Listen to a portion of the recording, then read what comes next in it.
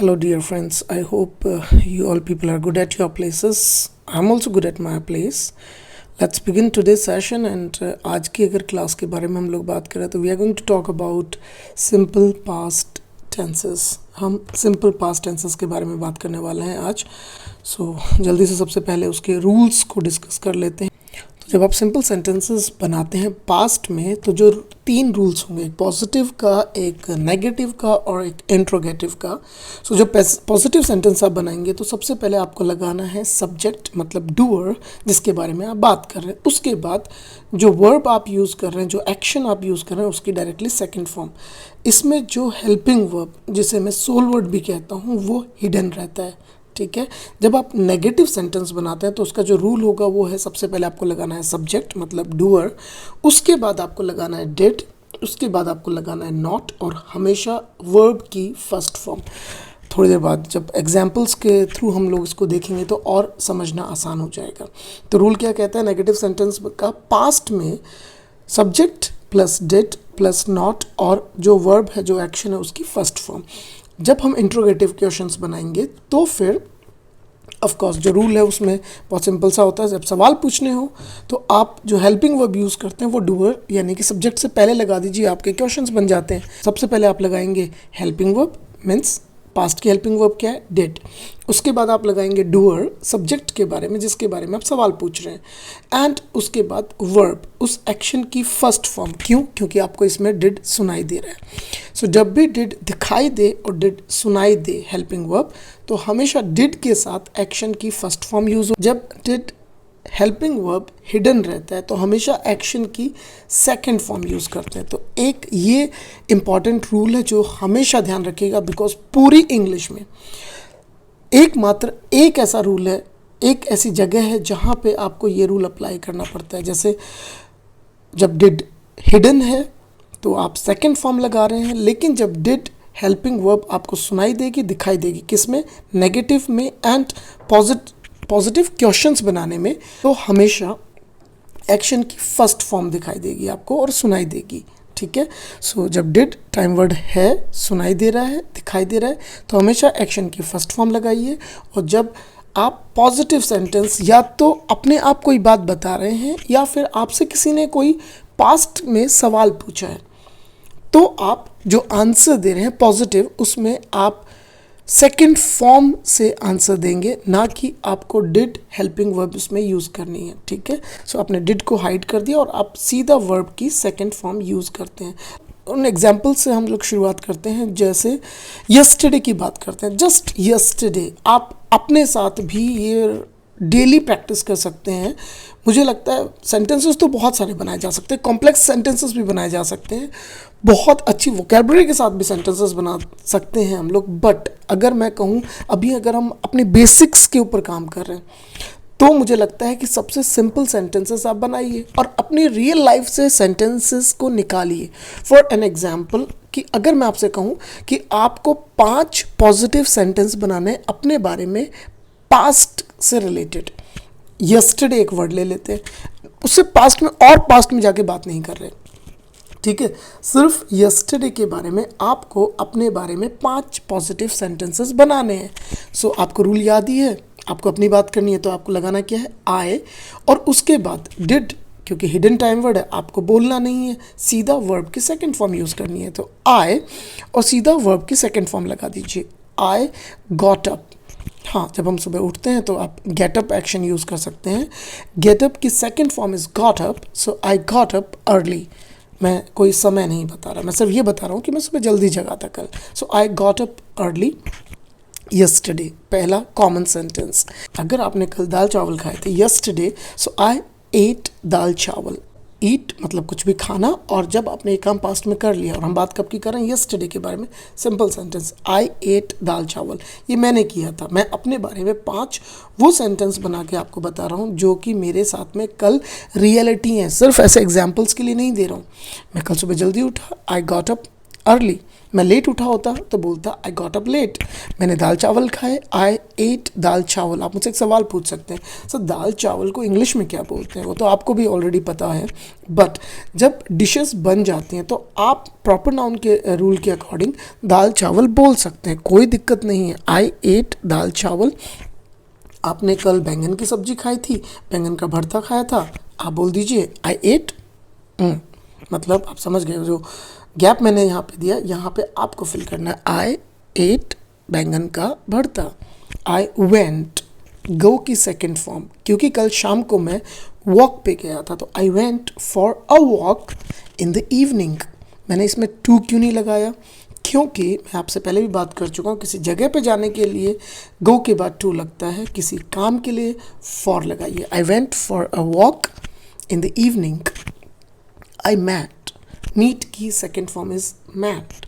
I met with, या फिर with बिना लगाए भी आप बोल सकते हैं।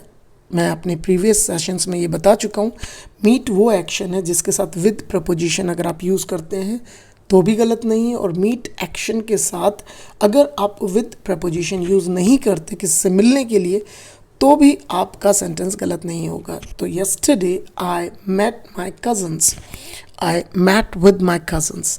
मैं दोनों सेंटेंसेस की अगर बात करूं तो दोनों के दोनों सेंटेंसेस एब्सोल्युटली राइट हैं। नाउ इसके अलावा yesterday I bought a new laptop. कुछ भी खरीदने के लिए आपके पास मिनिमम दो वर्ड्स ज़रूर होंगे। एक होता है बाय, BUY, जिसकी सेकेंड एंड थर्ड फॉर्म होती हैं बॉट। दूसरा वर्ड होता है purchase, second and third form होती हैं purchased.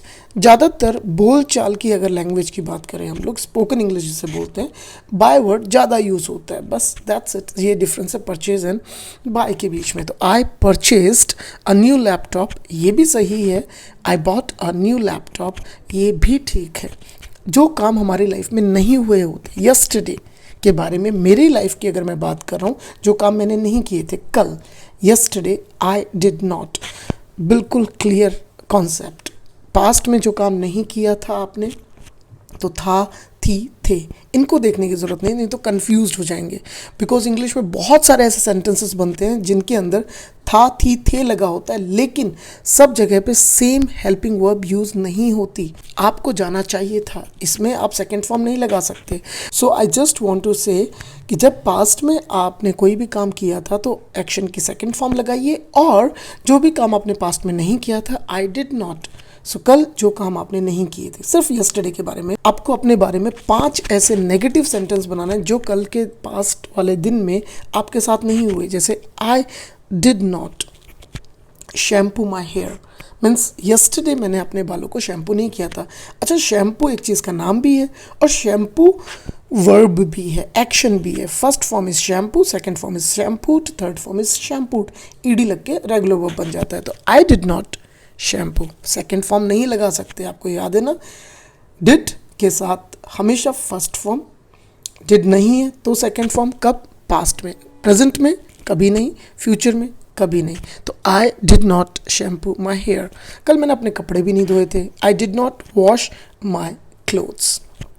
I did not watch the match, अगर कल पास्ट में कोई मैच था और आपने वो मैच नहीं देखा था कल, आई did not watch the match. आपने कल खाना नहीं बनाया, सो खाना बनाने के लिए कुक एक्शन यूज़ होता है, ये काम आपने यस्टरडे नहीं किया। आई did not cook food, I did not cook food. जैसे कल मैंने बताया अपने बारे में कि मैं कल लेट उठा था, आई got up late.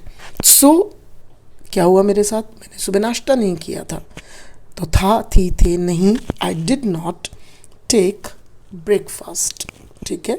I did not eat my breakfast, I did not have my breakfast. आपने मेरा पिछला वीडियो देखा है जिसमें हमने ईट वर्ड से रिलेटेड बहुत सारे नए वर्ड्स को डिस्कस किया था, उसमें एक वर्ड हैव भी था कि कुछ भी खाने पीने के लिए हम हैव एक्शन भी यूज़ कर सकते हैं। यानी कि अगर कल, पास्ट वाले कल में आपने ब्रेकफास्ट नहीं किया था तो इसका मतलब आई डिड नॉट हैव ब्रेकफास्ट।